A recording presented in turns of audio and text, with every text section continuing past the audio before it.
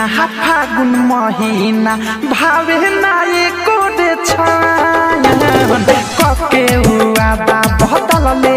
रहबा ओइले ना हमरो सजन ओइले ना हमरो सजन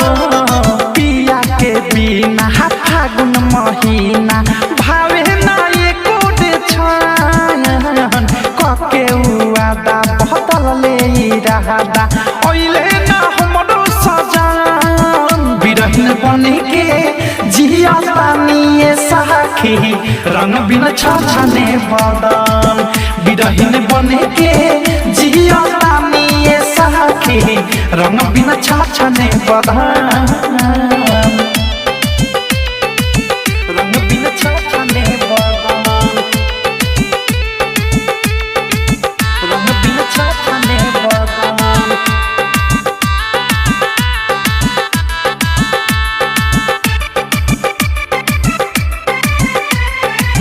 रंग बिन छछने बदन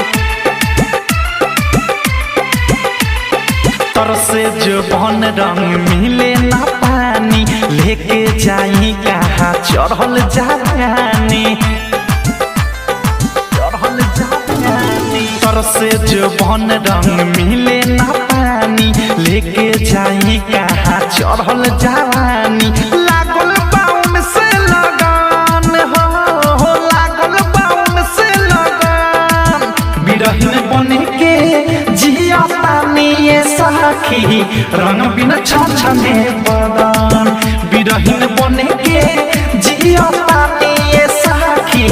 रंग बिन छछने बदन रंग बिन छछने बदन रंग बिन छछने बदन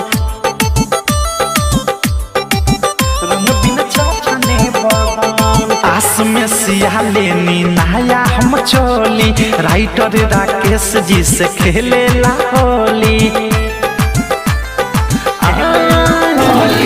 आस में सियाले नी नया हम चोली राइटर राकेश जी से खेले ला होली देवे नायमध से भी मान है देवे विकास नमन बिरहिन बने के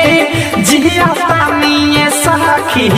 रंग बिन छछने बदन बिरहिन बने के जिया तानिए सखी रंग बिन छछने बदन पिया के बिना फागुन महीना भावे ना एको रे छायन कके हुआ बा बहतल ले रहबा ओइले ना हमरो सजन बिरहिन बने के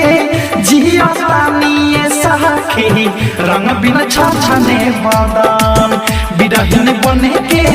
जिया तानिए सखी रंग बिन छछने बदन।